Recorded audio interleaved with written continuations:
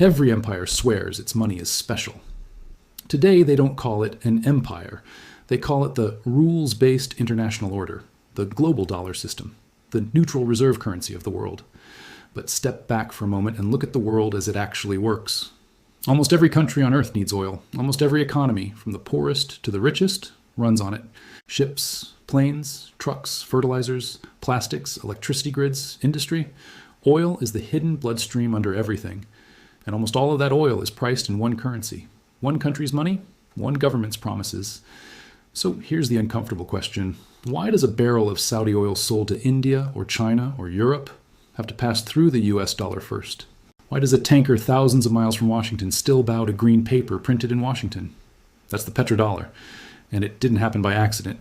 We're told the dollar is just the most convenient, the most trusted, the most stable.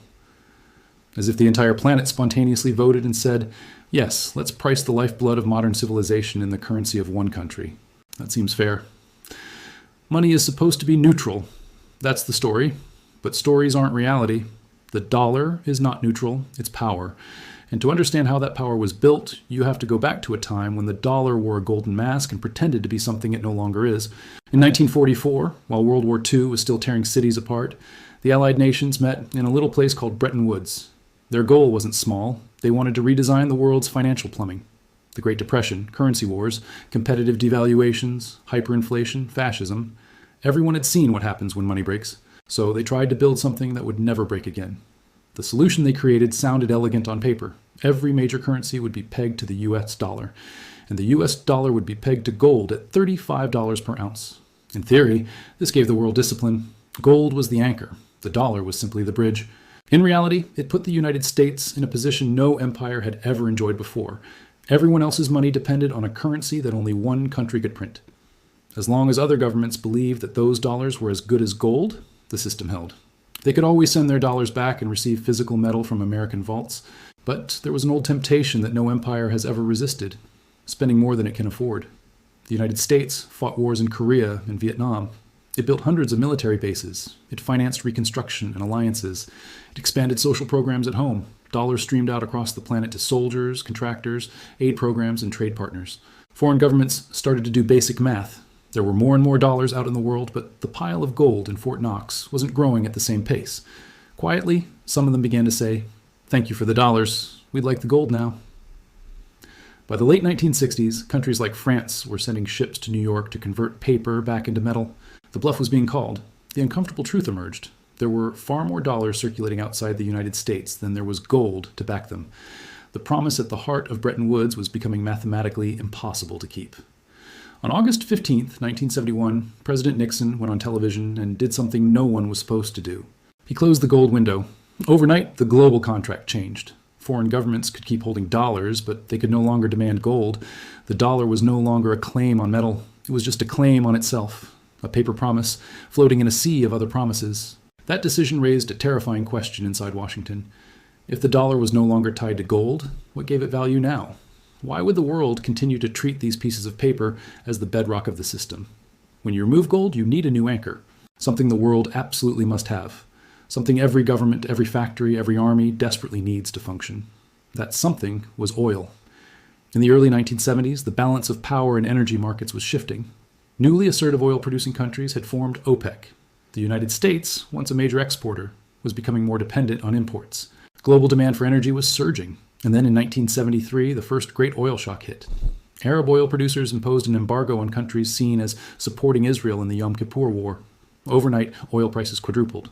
Gas lines stretched for blocks in American cities. Western economies lurched into crisis. Inflation soared, growth stalled. And people suddenly realized that the modern world had a single point of failure. Turn off the oil tap and life as they knew it stopped. But in that chaos, behind the headlines and the speeches, the United States quietly negotiated one of the most important deals in modern financial history. It wasn't advertised. It wasn't voted on. Most people still don't know the details. But its effects are everywhere. Washington went to Riyadh. The U.S. approached Saudi Arabia, the most influential member of OPEC and the holder of enormous reserves, with a simple but profound offer. The United States would guarantee the security of the Saudi kingdom, weapons, training, military support, defense of oil infrastructure, political backing. In exchange, Saudi Arabia would agree to do three things. First, It would price all of its oil exports in US dollars, no matter who the buyer was.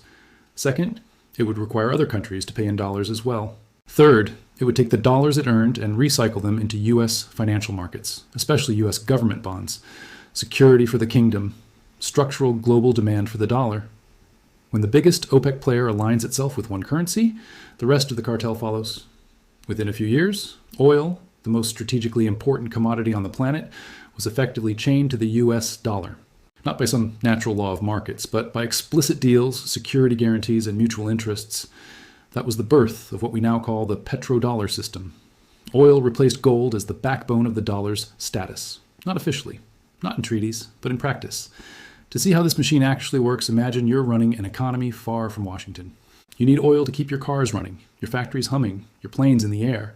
You are Japan, South Korea, India, Germany, Brazil, or any number of others.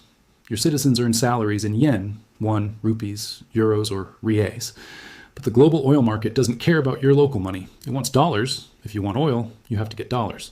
That means you either have to sell goods and services to someone who already has dollars, or you have to borrow in dollars from banks and investors. So you work, you export, you manufacture, you ship out cars and electronics and machinery and raw materials. In return, you accumulate dollar reserves. Those reserves then get parked in safe assets, most famously US government bonds. The result is a strange loop. The United States sends dollars out into the world to pay for imports and military spending. Oil exporters receive those dollars when they sell their crude. They then recycle a large portion of that money back into US assets. The dollars leave, circle the globe, and then come home to fund deficits and keep interest rates lower than they would otherwise be. It's as if the world pays a kind of hidden tribute not in gold, but in the constant demand for one nation's paper. The advantage this gives the United States is enormous. Other countries must earn or borrow foreign currency to pay for energy. The US can pay for oil in its own currency, a currency it can create at will. Imagine a poker table where every player has to borrow chips to sit down, but only one player owns the chip factory in the back room. That player can run bigger deficits, stay longer in the game, survive bigger losses, and still keep playing. The trick is that everyone has to keep believing the chips are the only way to play. Now bring OPEC back into the picture. On the surface, OPEC looks like a cartel managing supply and price. It tweaks production up or down, responds to demand, tries to stabilize revenue for its members. But when you understand the petrodollar, you see a deeper layer. Oil pricing is not just an economic decision, it's a geopolitical weapon. When OPEC raises the dollar price of oil, something happens instantly. Energy importing countries need more dollars. They must export more to earn them. They must borrow more in dollar-denominated debt. They must sacrifice more of their local currency to buy the same barrels. If their own currency weakens, the problem compounds. Their domestic energy becomes more expensive, their inflation rises, and their ability to service existing dollar debts erodes. Think about countries like Turkey, Egypt, Pakistan, or many nations in Africa and South Asia. A strong dollar and high oil prices are a double blow. The cost of energy and the burden of external debt both rise at the same time. Meanwhile, oil exporters accumulate larger surpluses of dollars when prices are high. Those surpluses help finance arms purchases, infrastructure projects, sovereign wealth funds, and more U.S. assets. And the United States, despite being an importer, retains a crucial escape hatch. It can always create more of the currency in which oil is priced, and its government debt is still treated as the safest parking spot for those surpluses. In this way, OPEC's decisions are entangled with Washington's interests, whether explicitly or implicitly. Once you control the currency that runs through the oil trade, you gain another, darker form of power, the ability to weaponize access to that currency. That's what financial sanctions really are. They're not just a diplomatic slap on the wrist, they're an attempt to cut a country off from the plumbing. The global bank messaging system, SWIFT, clears a huge share of transactions through dollar-based institutions. Letters of credit for oil shipments, trade finance, interbank settlements, cross-border payments, so much of it is wired around U.S. banks and their allies. When Washington imposes sanctions on a country, it isn't just saying, oh, we disapprove. It is saying, you don't get to use the pipes. Countries like Iran, Venezuela, and more recently Russia have felt what happens when those pipes are narrowed or shut. Banks refuse to touch their transactions. Insurance for shipping becomes difficult. Buyers hesitate to sign contracts. Even if barrels exist and tankers are ready, the ability to move money becomes a bottleneck. Other countries watch this happen and take notes. They may not say so publicly, but the calculation forms quietly in the background. If access to the system can be removed with a policy decision in Washington, how wise is it to depend completely on that system? That's where the cracks in the petrodollar wall begin. For decades, the arrangement looked unshakable. The U.S. Navy guaranteed shipping lanes. The dollar was liquid and deep. The biggest oil producers stuck to dollar pricing. Habits solidified. Contracts were written. Risk models assumed dollar dominance. But history has a habit of punishing arrangements that concentrate too much power for too long. Slowly, alternatives have started to emerge. Some countries sign deals to buy and sell oil in other currencies, like the Chinese yuan. Others experiment with barter-like arrangements or currency swaps. Some talk openly about building a new reserve currency basket or using gold as a settlement layer again. Does that mean the petrodollar is gone? No. These are early signs, not a completed revolution. The strength of the system is in its inertia. Tanker contracts, derivatives markets, hedging strategies, central bank reserves, all of this is still overwhelmingly dollar denominated. It's like a gigantic ship. It doesn't turn quickly, but direction matters. Each time a major energy deal is done outside the dollar, each time a sanctioned country finds a workaround, each time another central bank diversifies reserves, a message is sent. The message is simple. No one likes being vulnerable forever. So what happens if, over years and decades, the petrodollar system fades, not collapses overnight, but slowly loses its absolute grip? The automatic global demand for dollars would weaken at the margin. Some countries would no longer feel compelled to hold such enormous dollar reserves. Their central banks might hold more gold, more of other currencies, or more real assets. Demand for U.S. treasuries would soften. That doesn't mean no one buys them. It just means the built-in line at the window gets shorter. To attract the same amount of money, the United States might have to offer higher interest rates or cut back on its fiscal ambitions. Running endless deficits would feel different when the rest of the world is no longer obliged to absorb as many of your bonds just to keep the oil flowing. For Americans, this would feel like a very subtle kind of gravity returning. Borrowing would get a little more expensive. Political promises about infinite free spending would encounter real constraints. Maintaining a globe-spanning military presence would cost more in visible ways. The hidden subsidy provided by the rest of the world's need for petrodollars would shrink. That doesn't guarantee disaster. It simply means the United States would start to look more like a normal, powerful country and less like a financial singularity. For many other nations, this might feel like a rebalancing.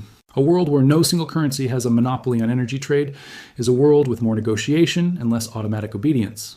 A world where oil can be bought in multiple currencies is a world in which sanctions lose some of their reach. Power doesn't disappear, it shifts, it spreads. The risk is that in the transition, instability rises. The opportunity is that in the long run, dependence on one hub diminishes. Underneath all of this, there's a deeper, quieter lesson. Every age believes its monetary arrangements are permanent. Once, gold coins stamped with an emperor's face were money forever. Then, paper backed by gold held in vaults became money forever. Then, paper no longer backed by gold, but backed by an army, a navy, and oil contracts became money forever. None of these arrangements were forever. They were deals, deals backed by power, habit, and belief, deals that lasted until they no longer served enough of the players involved. The petrodollar is one of those deals. It turned oil into a silent enforcer of dollar demand. It allowed the United States to run larger deficits, to consume more than it produced, to project power further from home than any empire before it, all while telling the world this was simply the natural order of markets. But there is nothing natural about a world where a barrel of oil pumped in the Middle East and burned in Asia must bow to a currency from North America. That's not physics, that's policy. And like every policy in history, it endures until enough people decide they're willing to pay the price to change it. So when you hear confident voices talk about the strength of the US dollar, remember what hides beneath that word. A world where oil is priced in dollars by agreement. A network of security guarantees and arms deals. A banking system wired to favor one currency above all others. A habit that has lasted only a few decades, but feels older because most people alive have never known anything different. Strength built on convenience, fear, trust, and a very carefully designed network of incentives. The more clearly you see that, the less mysterious the future looks. No monetary order is sacred. No reserve currency is immortal. Every system that looks permanent is simply in the middle of its story. The real questions are always the same. Who benefits? Who pays? What happens when belief fades? And what rises to take its place? If this gave you a new perspective, hit subscribe. History has the answers. I'll show you where to look.